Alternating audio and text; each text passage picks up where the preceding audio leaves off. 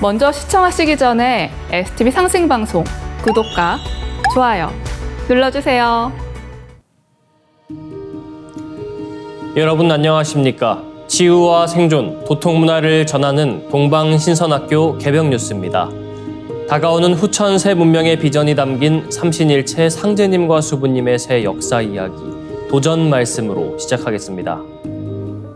도전 5편 11장 5절 6절입니다.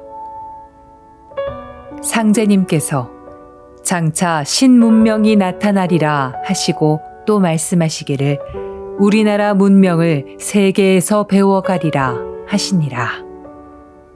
상제님 proclaimed, In the future, a new civilization will emerge. He continued, The world will come and learn from the Joseon civilization. 한 줄씩 보겠습니다. 상제님께서 장차 신문명이 나타나리라 하시고 상제님 proclaimed, In the future, a new civilization will emerge. 또 말씀하시기를 우리나라 문명을 세계에서 배워가리라 하시니라. He continued, The world will come and learn from the Joseon civilization. 우리의 문화가 전 세계로 알려지고 있습니다. 이제는 우리의 문명을 세계가 배워간다는 상제님의 말씀이 현실로 이루어지고 있음을 느끼게 됩니다.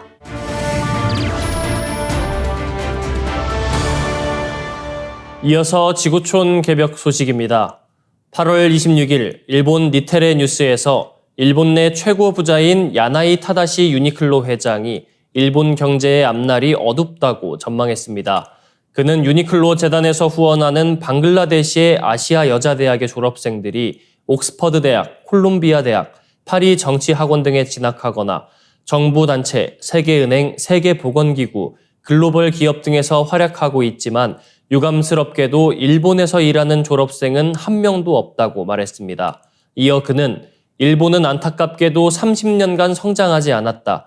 일본만으로도 충분하다는 생각이 있지만 세계 속의 일본이 되지 않으면 안 된다라고 강조했습니다. 해외 고학력자가 일본에 오지 않는 상황에 대해 야나이 회장은 심각한 우려를 드러냈습니다. 그는 노동력만 감소하는 게 아니라 지적 능력도 감소하고 있다. 일본이 비숙련 노동자만 데려오기 때문이라며 일본은 더 많은 고학력 노동자를 데려와야 하고 일본과 해외에서 지적 노동의 생산성을 높이는 방법을 연구해야 한다고 말했습니다. 그러면서 중간 및 고위 관리직에 있는 이민자나 연구 개발을 하는 사람들의 수를 늘려야 한다. 이런 인력이 충분하지 않다는 것이 가장 큰 문제라고 지적했습니다. 아울러 야나이 회장은 일본이 중산층의 나라에서 그렇지 않은 나라가 되고 있다는 점을 더 자각해야 한다며 일본인과 함께 일하고 싶다. 일본 문화를 좋아한다는 사람을 늘려가지 않으면 안 된다고 말했습니다.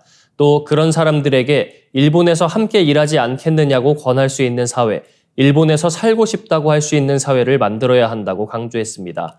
끝으로 그는 모두가 열심히 일하고 있지만 인구 감소로 현재 노동 생산성이 낮다며 노동 생산성을 높이기 위한 조처를 하지 않으면 일본의 미래는 없다고 강조했습니다.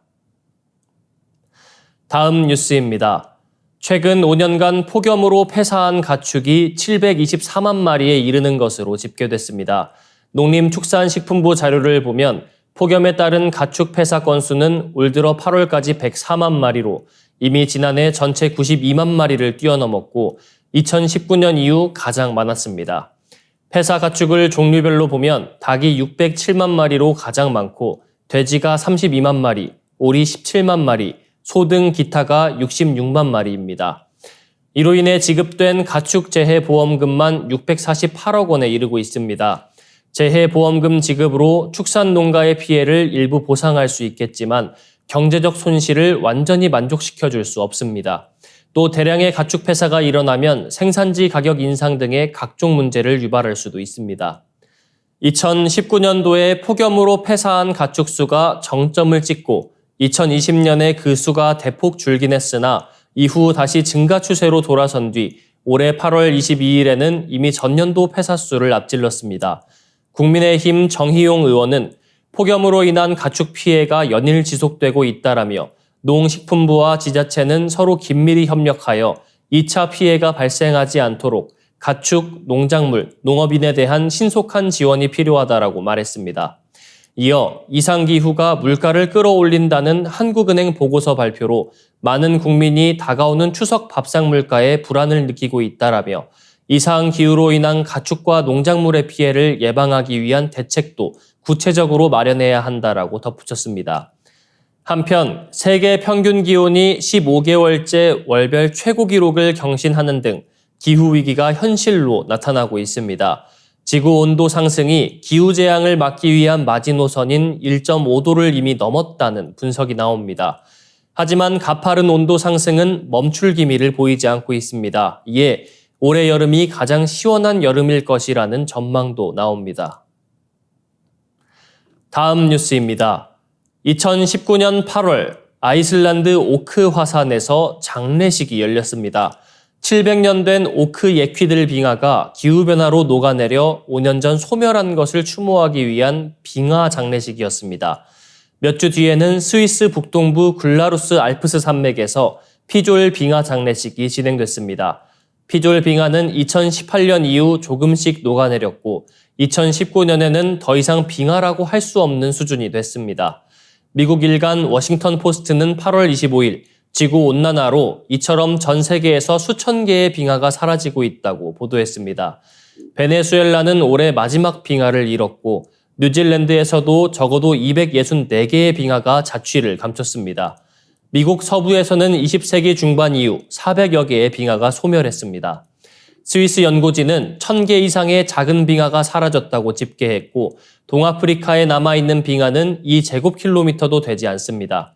워싱턴 포스트는 기후변화로 사라지는 빙하가 늘어나자 과학자들이 멸종위기에 처한 동물처럼 소멸하는 빙하도 기록해 나가기 시작했다고 밝혔습니다. 오크 빙하 장례식을 기획했던 미국 텍사스주 라이스 대학 소속 인류학자인 시멘 하우와 도미닉 보이어는 남아메리카와 아시아, 인도 등지에서 소멸 위기에 처해 있거나 사라진 빙하 15개를 보여주는 빙하 사상자 명부를 만들었습니다. 포틀랜드 주립대의 빙하학자인 앤드루 파운티는 미국 서부를 시작으로 남아있는 빙하를 정리한 빙하 재고 목록도 작성하기 시작했습니다.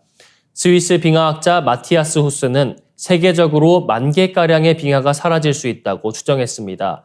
중국의 빙하학자들은 자국에서만 8,000개 이상의 빙하가 소멸했다고 보고 있습니다. 워싱턴 포스트는 이론적으로는 사라진 빙하가 다시 생겨나 덩치를 불릴 수도 있지만 현실적으로는 그럴 가능성은 없다고 짚었습니다. 매사추세츠 니콜스대 교수인 빙하학자 마우리 펠토는 빙하가 다시 커지려면 태평양 북서부에서 수년 동안 평균 적설량이 적어도 20% 이상은 증가해야 하며 여름도 더 시원해야 한다고 설명했습니다. 그러나 세계 평균 기온이 1년 넘게 최고 기록을 경신한 점을 고려하면 빙하가 다시 생성될 가능성은 희박합니다. 빙하는 지구의 나이테라고 불립니다. 우주의 겨울은 지상이 대부분 얼음에 뒤덮여버리는 빙하기였고 현재 빙하가 이렇게 급속도로 녹고 있는 것은 우주의 여름철 말기에 와 있기 때문입니다. 빙하 장례식에서 우주의 여름에서 가을로 계절 바꿈, 후천개벽의 한 소식을 느낄 수 있습니다. 이어지는 순서 상생 라이프입니다.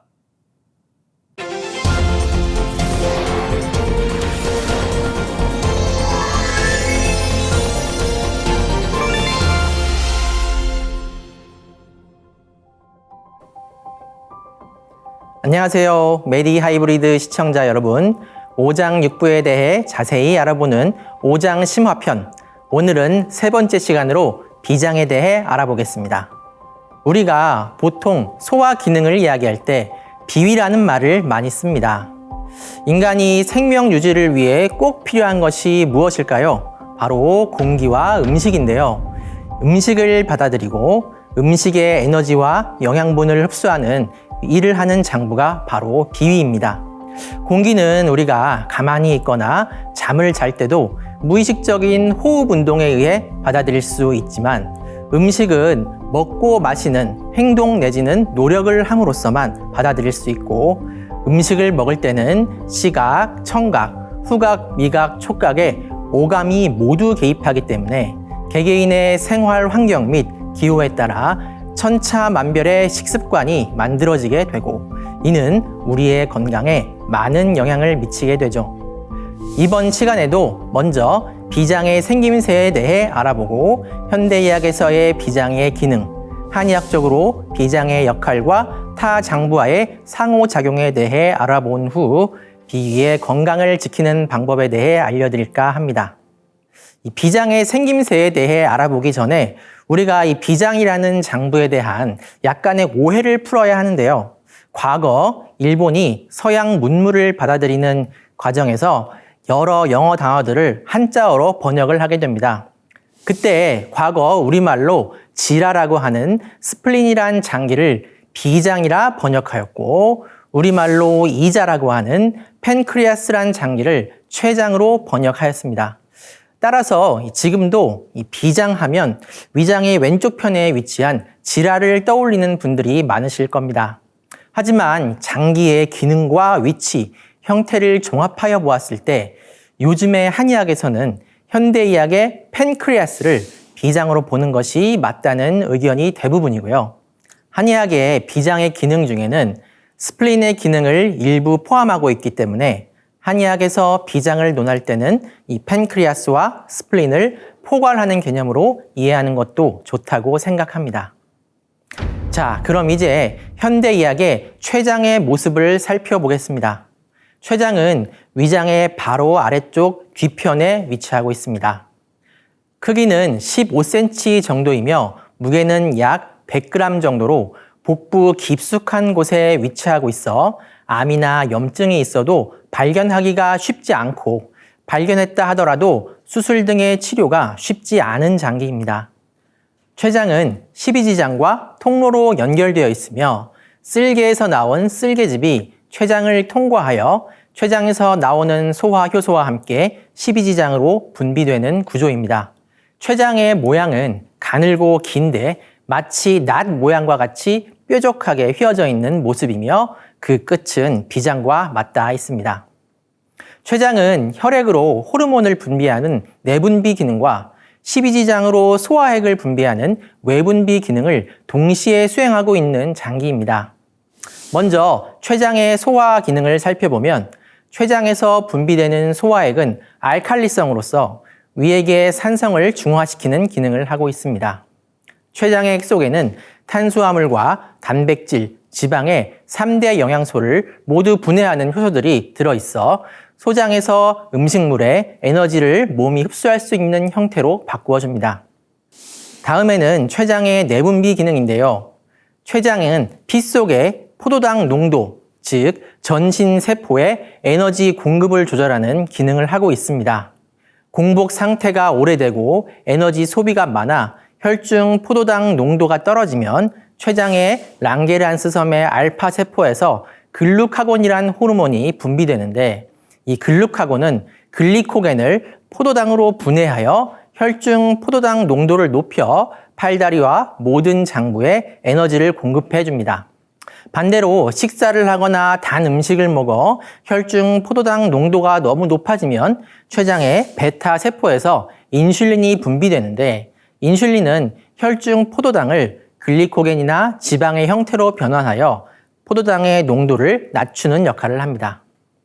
정상인에서 혈당은 약 70에서 150mg/dl로 일정하게 유지되고 있는데 이 췌장의 기능이 원활하지 않아 신체 기관에 공급되는 포도당의 양이 감소하게 되면 그러면 뇌는 에너지 부족을 느끼게 되어 신체의 자율신경계를 작동시키게 되는데 그 결과로 현기증, 피로감이 발생할 수 있고요.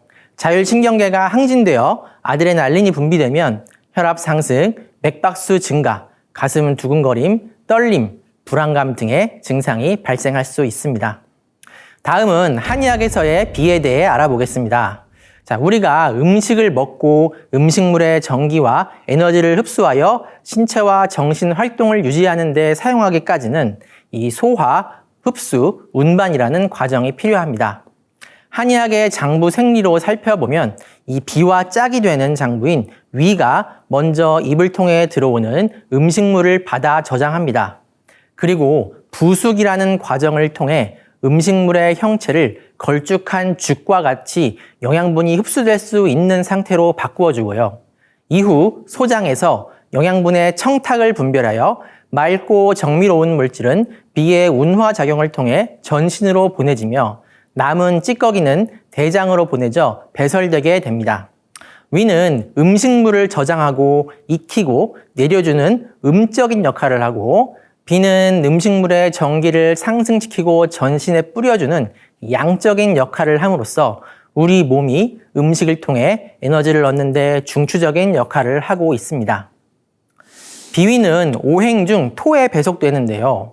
오행 중에서 토는 어떤 역할을 할까요? 토는 흙, 땅을 상징하는데요.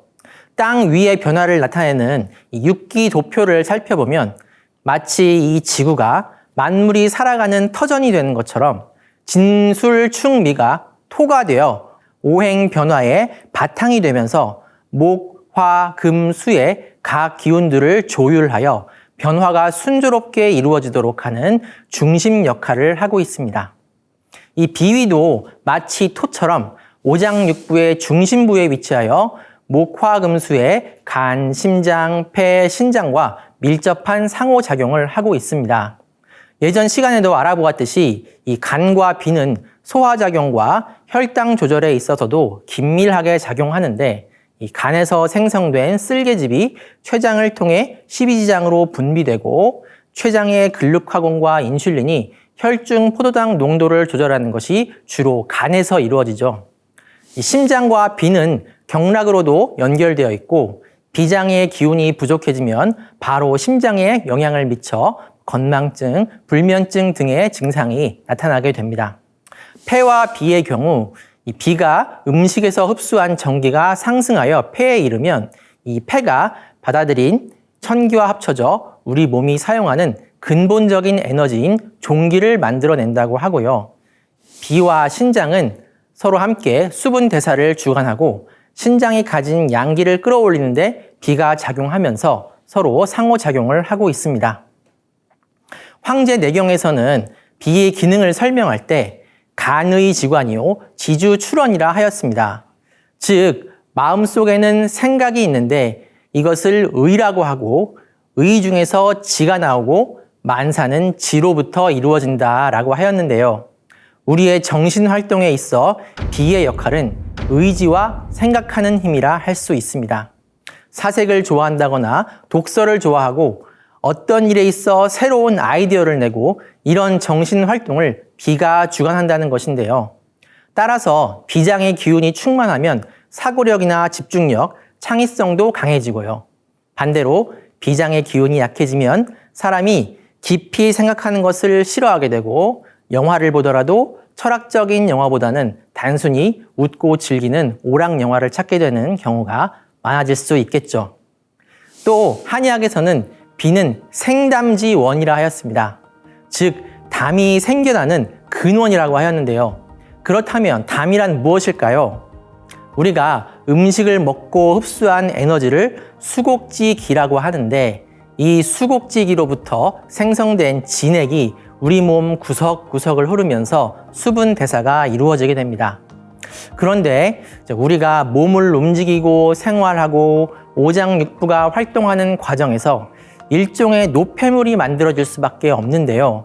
이를 한의학에서는 담이라고 합니다.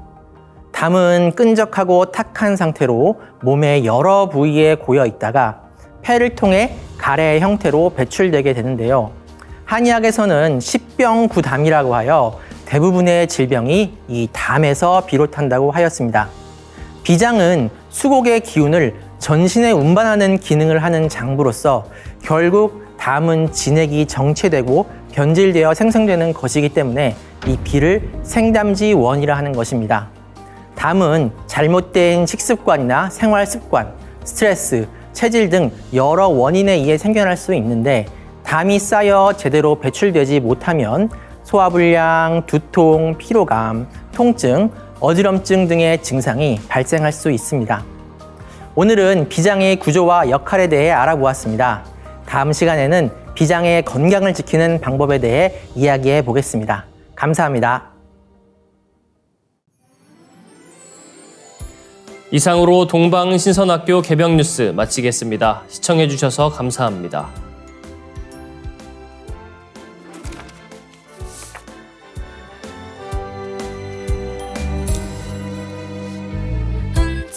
훔치 대천 상원군 훔리지야도래 훔리암리 사파하 아름답게 내 맘 밝혀주네 훔치 대천 상원군 훔리지야도래 훔리암리 사파하 신비롭게 내 맘 치유하네 눈부신 아침을 여는 신비로운 소리 상제님이 내려주신 치유하는 소리 훔치 대천 상원군 훔리지야도래 훔리함리 사파하 아름다운 세계 내 맘에 들어오네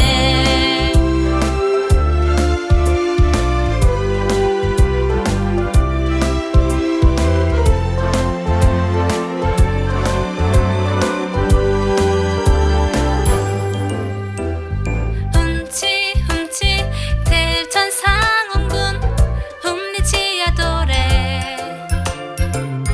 훔리암리 사파하 건강하게 내 몸 밝혀주네 훔치 대천 상원군 훔리지야도래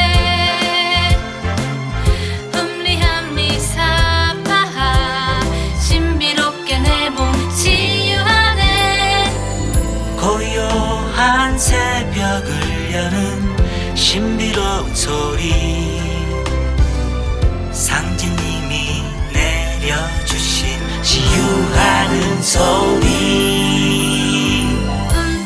훔치 대천 상원군 훔리지야도래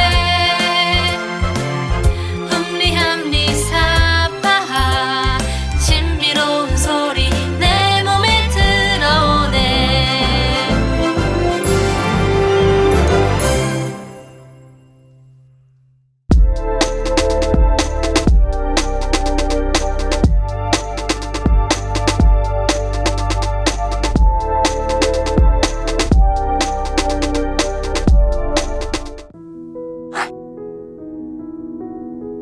이제 고요한 마음으로 자세를 바르게 하며 눈은 지그시 감습니다. 잡념을 끊도록 허리를 곧게 쭉 펴니다. 생각으로 우주 원십자를 긋고 원십자를 빙 둘러 정원을 그립니다. 이제 원십자 정중앙 영영좌표에 나의 회음을 맞춥니다. 나의 회음이 영영좌표와 일치하는 순간 나는 무국의 조화바다 속에 뛰어들어 온 우주와 하나가 됩니다. 이제 모든 것을 비우고 숨결을 느끼며 고요하게 내쉬고 들이마셔 봅니다. 나의 하단전을 바라보며 숨을 점점 더 천천히 깊게 호흡합니다. 이제 천천히 숨을 내뱉습니다. 천천히 내쉬는 숨에 스트레스와 피로, 우울, 불안, 원망과 분노 등 모든 어둠을 몸 밖으로 내보낸다고 생각합니다. 이제 천천히 숨을 깊이 들이쉽니다. 나의 생각으로 하단전을 열어 우주 조화의 빛과 생명의 기운을 가득 들이마십니다. 잠시 호흡하겠습니다.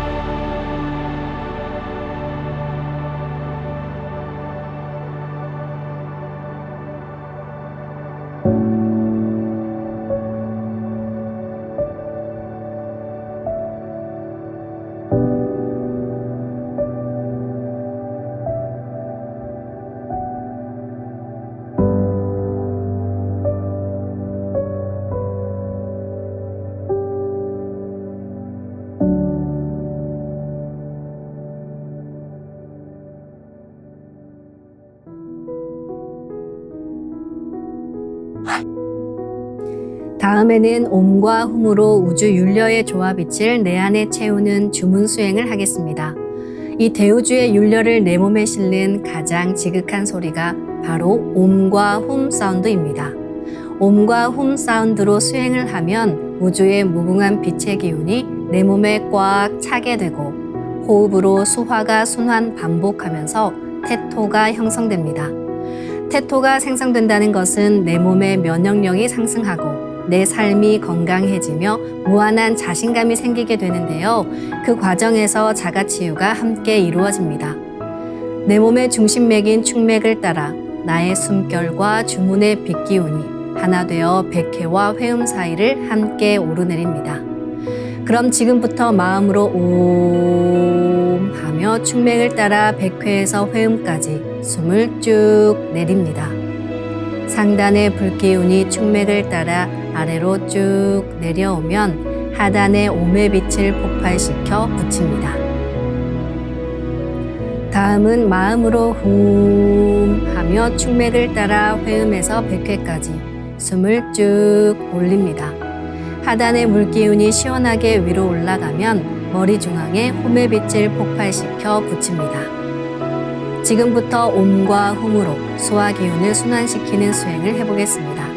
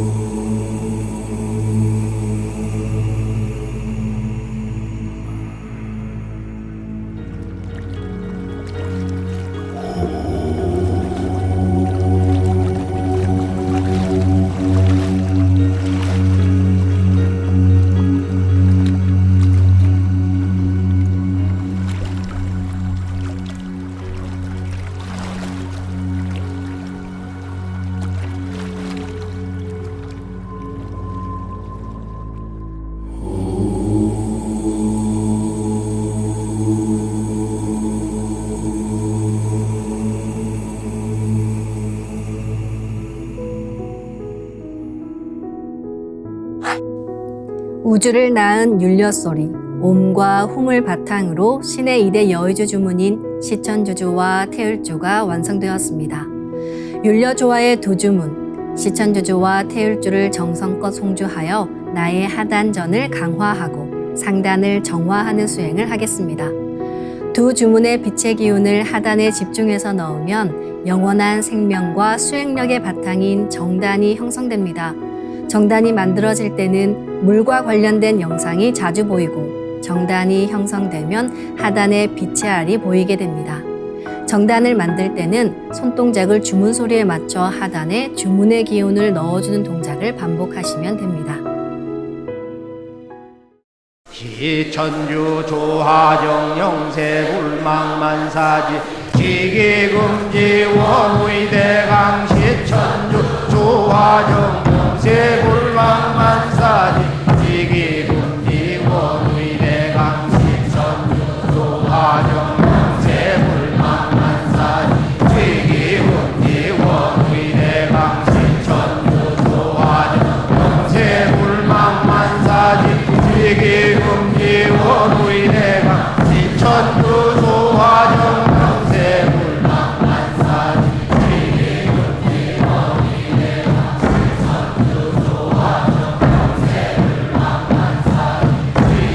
원의대강 시천주 조화정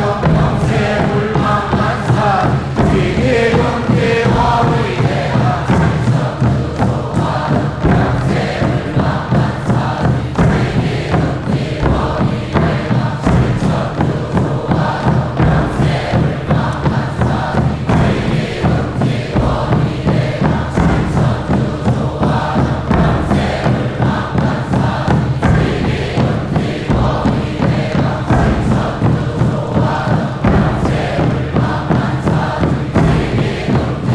영세불망만사지 지기금지 원의대강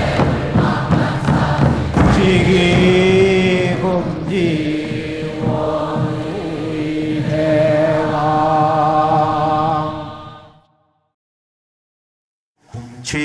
훔치 태울 천상원고 훔니 죄야 노래 훔니 앞니 사파 훔치 태울 천상원고 훔니 죄야 노래 훔니 앞니 사파 훔치 태울 천상원고 훔니 죄야 노래 훔니 앞니 사파 훔치 태울 천상원고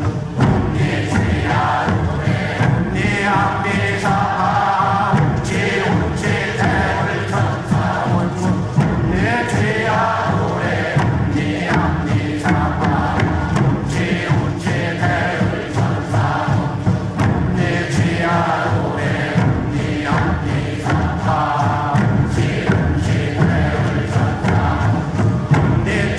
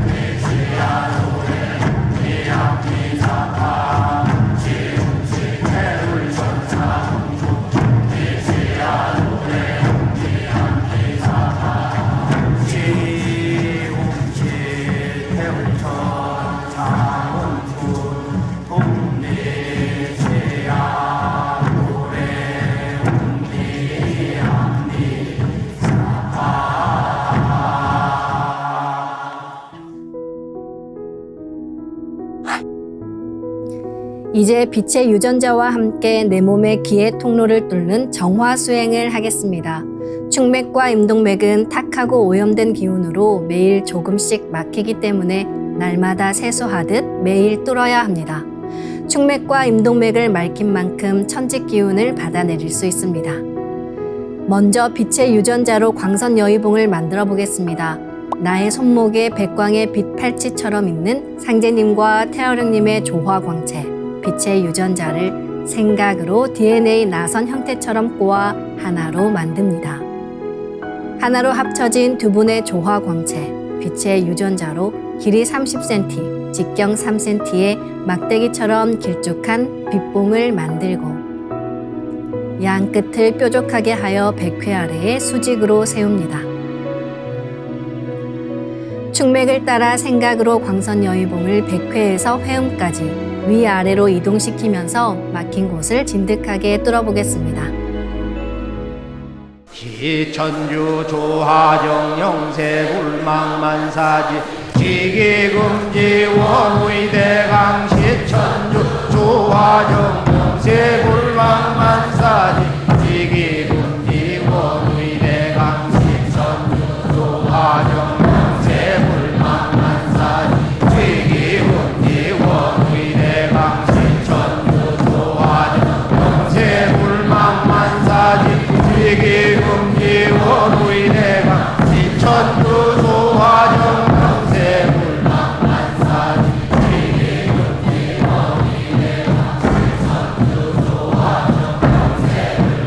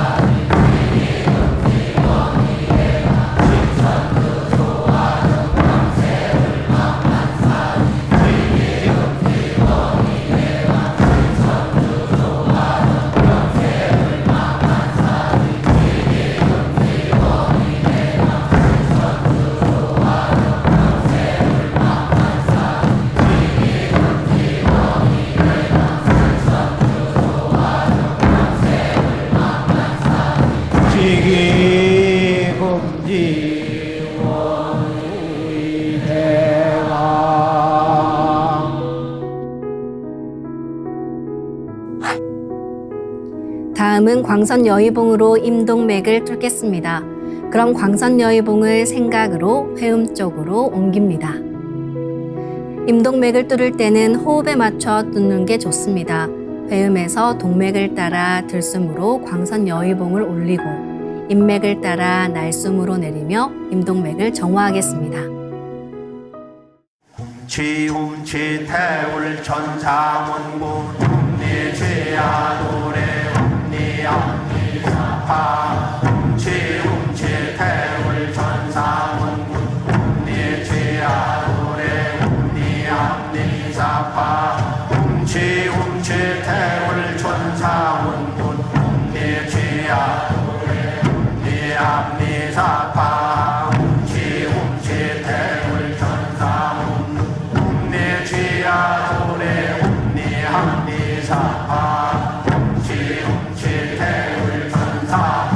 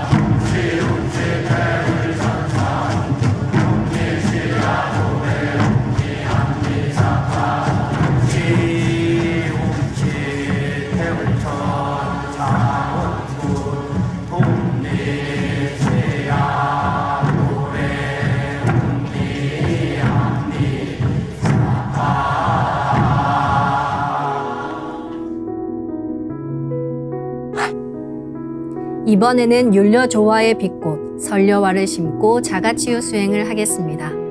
설려화는 우주의 진선미 자체이며 모든 가치를 집약한 조화꽃입니다. 이 꽃을 통해 우리는 우주의 무궁한 빛과 하나 됩니다. 그럼 설려화 빛폭발 수행을 시작하겠습니다. 설려화 반짝반짝 빛폭발 수행법의 3대 공식은 첫 번째, 내 몸에 꽃을 심습니다. 두 번째, 꽃이 분화돼 퍼지면서 반짝반짝 빛을 냅니다. 세 번째, 율려 빛꽃의 에너지가 서로 뭉쳐지며 빛폭발이 일어납니다. 이제 생각으로 내 머리 상단에 모셔진 본체 설려화와 똑같은 설려화를 원하는 개수만큼 분화해 만듭니다. 아픈 부위에 설려화 줄기를 힘차게 톡 꽂아 심겠습니다. 기천주 조하정 영세 불망만사지 지기금지 원의대강 시천주 조하정 영세 불망만사지 지기금지 원의대강 시천주 조하정 영세 불망만사지 지기금지 원의대강 시천주 조하정 영세 불망만사지 지기금지 원의대강 시천주 조하정 영세 불망만사지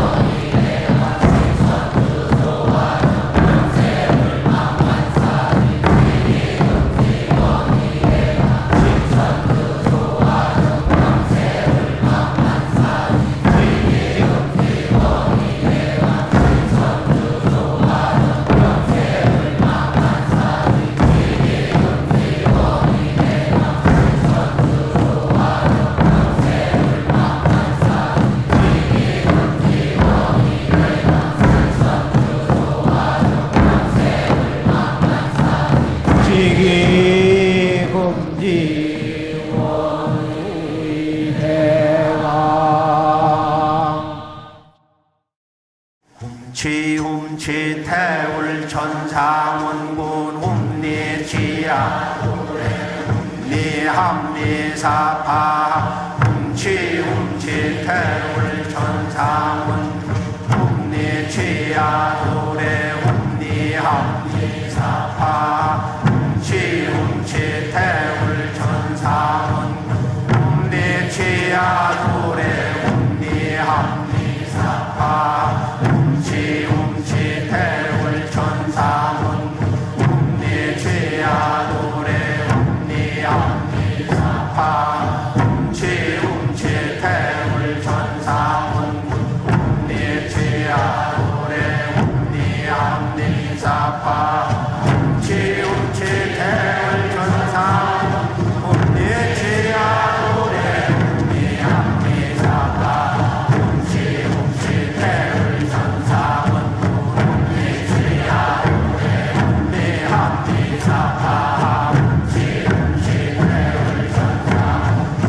훔리지야 노래 훔리합리사파 훔치 태울 천상원 훔리지야 노래 훔리합리사파 훔치 태울 천상원 훔리지야 노래 훔리합리사파 훔치 태울 천상원 훔리지야